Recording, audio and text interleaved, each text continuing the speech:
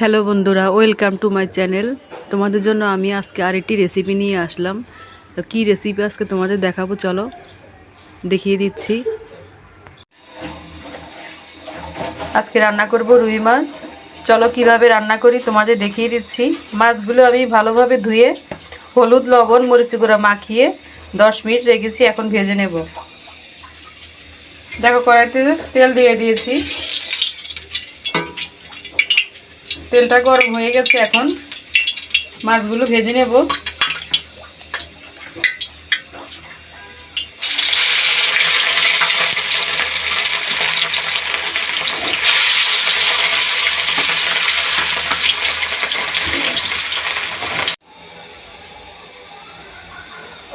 দেখো, মাছগুলো ভাজা হয়ে গেছে।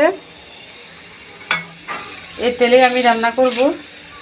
তেলটা গরম আছে, এখানে দিয়ে দেব একটা তেজপাতা, এখানে হাফ চামচ মেথি নিয়েছি, মেথি দেব,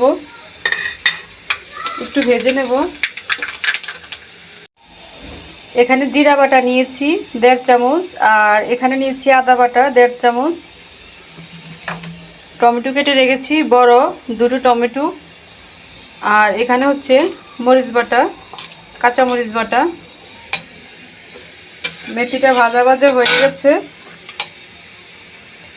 এখন এই জিরা আদা বাটাটা দিয়ে দিচ্ছি, একটু কষিয়ে নেব।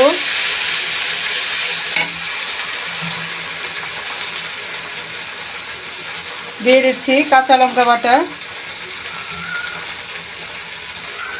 2 চামচ দিয়ে দিয়েছি। ভালো করে এটা কষিয়ে নেব। দিয়ে দিচ্ছি 1 চামচ হলুদের গুঁড়ো।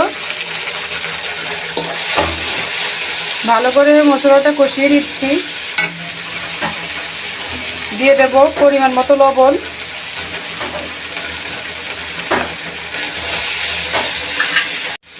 এখন ওই কেটে রাখা টমেটোগুলো দিয়ে দেব।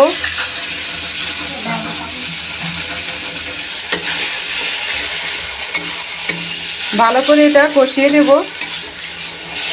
আমি আজকে রুই মাছের টুকরো নিয়েছি 12 টুকরো। তো 12 টুকরোর জন্য আমি এইটুকুই মশলা দেব।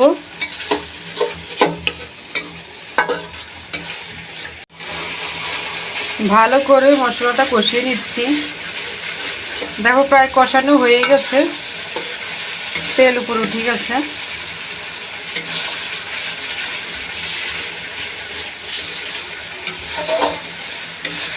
এখন আমি জল দিয়ে দেব।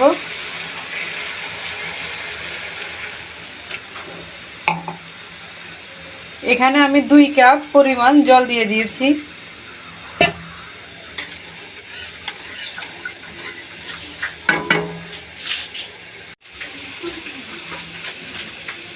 মাছগুলো এখন দিয়ে দিচ্ছি।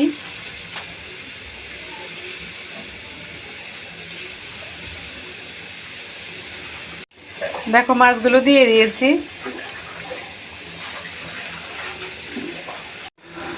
মাছটা যখন একটু সিদ্ধ হয়ে যাবে তখন নামিয়ে ফেলবো। যারা যারা এখনও আমার চ্যানেলটিতে সাবস্ক্রাইব করোনি, প্লিজ সাবস্ক্রাইব করে দিও। আর যারা ফেসবুক থেকে দেখবে তারা ফলো করে দিও। কোনো কিছু জানার থাকলে আমাকে কমেন্টে জানিও।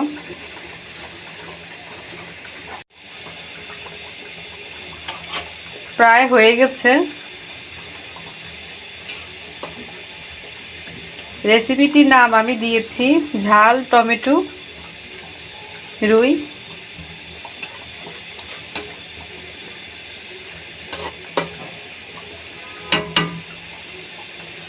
যারা মিষ্টি খাও কিংবা চিনি খাও তারা চাইলে এখানে 1 চামচ চিনি দিতে পারো। আমি চিনি খাই না, তাই আমি চিনি দেইনি।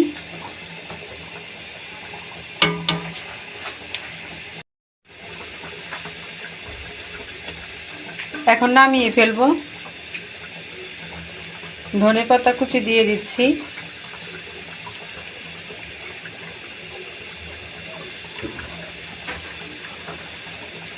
দিয়ে দিচ্ছি 2টো কাঁচামরিচ, আরেকটা দিয়ে দিচ্ছি।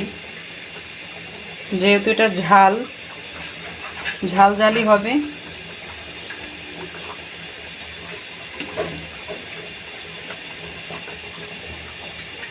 একটু ফুটে আসলে গ্রেভিটা আমি নামিয়ে ফেলবো। হয়ে গেছে, এখন নামিয়ে ফেলবো। হয়ে গেছে, নামিয়ে ফেলছি এখন।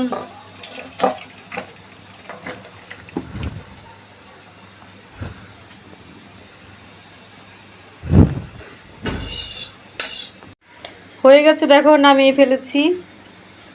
অনেকটা সুন্দর হয়েছে আর খেতেও অনেকটা ভালোই লাগবে। রেসিপিটি ভালো লাগলে প্লিজ তোমরা সাবস্ক্রাইব করে দিও আর কমেন্ট করে জানিও কেমন হয়েছে। সবাই ভালো থাকো, ধন্যবাদ সবাইকে।